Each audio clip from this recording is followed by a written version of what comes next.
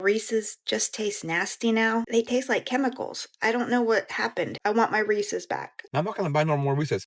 We are going to see the downfall of major brands in the next couple of years. I saw the story about Reese's. They are replacing ingredients. If you've noticed Reese's are a bit off these days, you might actually be onto something. What if I told you one of the most iconic American chocolates might not be made with chocolate anymore? Because right now, there's a controversy brewing around the Hershey Company, Reese's, and the grandson of the man who invented the peanut butter cup. And the accusation that Hershey has quietly replaced real milk chocolate and real peanut butter in certain Reese's products with cheaper alternatives like compound coating and peanut butter creme. Today, we're diving into the history of Reese's and how it became a billion-dollar empire, the explosive letter written by the founder's grandson, the ingredient swaps, milk chocolate versus chocolate candy, FDA labeling loopholes, Hershey's corporate defense, the global differences in recipes, and the bigger question, is this innovation or slow brand erosion? And trust me, by the end of this, you're going to look at ingredient labels very differently. Let's get right into it.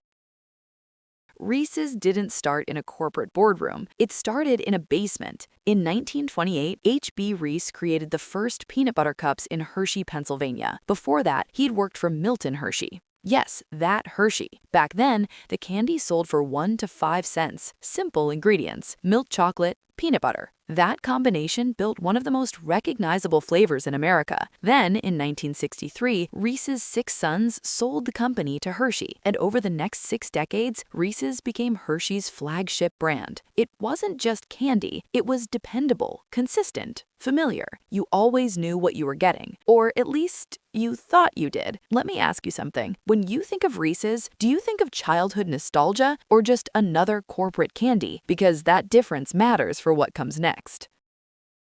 The grandson of the inventor of the Reese's Peanut Butter Cup may have just validated us all. He claims the Hershey Company is no longer using real chocolate or real peanut butter. In a LinkedIn post, Brad Reese wrote, "The company sneakily replaced milk chocolate with compound coatings made from vegetable oil," saying it is quietly replacing the very ingredients that built Reese's trust in the first place. Recently, Brad Reese, the founder's grandson, posted an open letter criticizing Hershey, and he didn't hold back. In a letter published on Valentine's Day, Brad Reese accused Hershey's of using cheaper ingredients like compound coatings and peanut butter cream in place of good old-fashioned milk chocolate and peanut butter. He accused the company of quietly replacing real milk chocolate and real peanut butter in certain products. His breaking point? A bag of Reese's Mini Hearts for Valentine's Day. He threw out a bag of Reese's Valentine's Day Mini Hearts after seeing the company describe the treat as made with, quote, peanut butter cream and covered in chocolate candy. Instead of listing milk chocolate and peanut butter, the packaging said chocolate candy and peanut butter creme. He said he threw them out. Quote,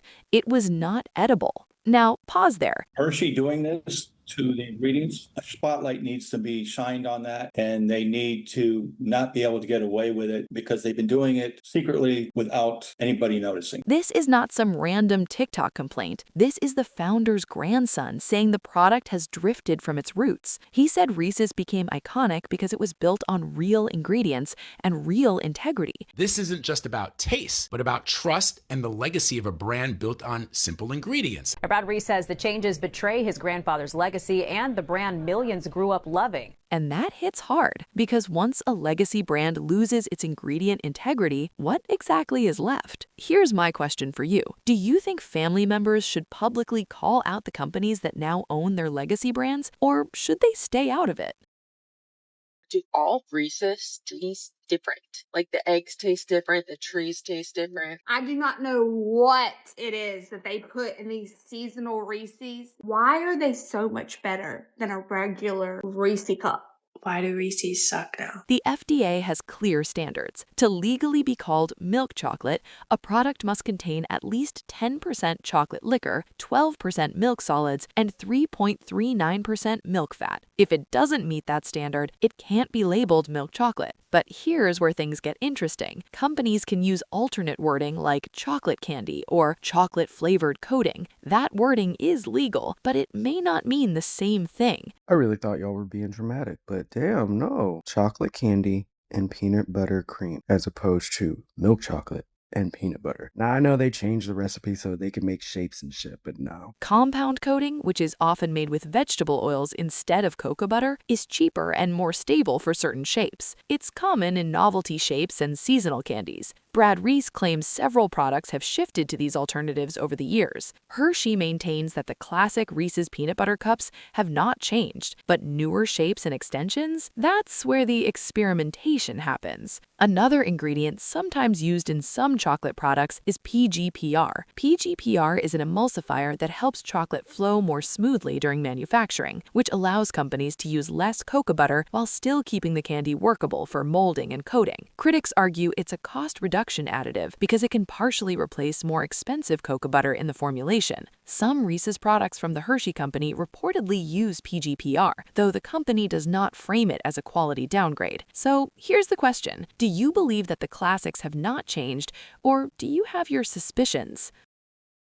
Hershey responded by saying its iconic Reese's peanut butter cups are still made, milk chocolate, and real peanut butter, and that recipe tweaks are normal as they expand shape, sizes, and versions. Hershey did respond. In statements to the media and investors, they acknowledged making recipe adjustments in some products. Hershey disputes that, insisting its classic cups still use the same core ingredients and saying any changes reflect growing consumer demand for innovation. Their CFO, Stephen Vosquell, stated that any changes undergo extensive consumer testing and that there has been no consumer impact whatsoever. Hershey's changed the ingredients to Reese's. I knew it, y'all. I knew it. They always want to change everything. I want the real shit back. They emphasize that the classic Reese's peanut butter cups are made the same way they always have been. And yet, if you scroll TikTok, you'll find countless videos of consumers claiming the texture feels waxier, the chocolate tastes cheaper, or that they don't hit the same anymore. What did you guys do to the shapes? What did you do? They're different. They're really different now. They're horrible now. It was a perfect product. We didn't need to do anything to it. This has now become the worst. What were you guys thinking? Nobody asked for that. Some videos rack up views debating whether the original Reese's changed. I'm an avid Reese cup eater, okay? However, lately, when I eat a Reese cup, the peanut butter is the consistency of sawdust. Sawdust. I just want to know why. I just want to know what's going on because I'm over it. I'm over it. So here's the tension. The company says there's been no consumer impact, but a growing number of consumers online are saying they absolutely notice something different. You guys, I go to open a Reese's, right? Look at what I find in my Reese's. Why are these in your Reese's?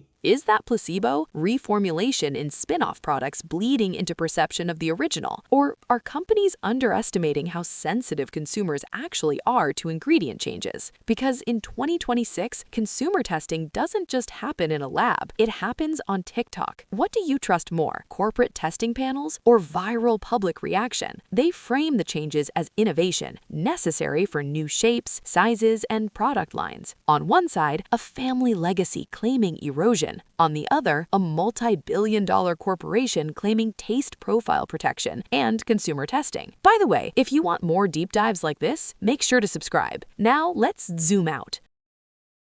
The price of cocoa skyrocketed over the past 2 years. Rich Hartel, a professor of food science, says some brands are turning to less expensive vegetable oils and swapping out cocoa for more sugar. This controversy didn't happen in a vacuum. Cocoa prices have surged dramatically in recent years. Weather issues, supply chain disruptions, global instability. When cocoa gets expensive, companies face three choices: raise prices, shrink portions, adjust formulas. We've already seen shrinkflation in grocery stores across the U.S., so is ingredient adjustment the next frontier? Experts say retail prices often remain sticky, meaning they don't fall quickly even if cocoa prices drop, because companies purchase raw cocoa months in advance. So if you're a publicly traded company protecting margins, formula adjustment becomes very tempting. Now, here's the uncomfortable question. Would you rather pay more for the original quality and ingredients, or keep the same price and accept downgrades? Or do you think these companies can afford to increase the quality without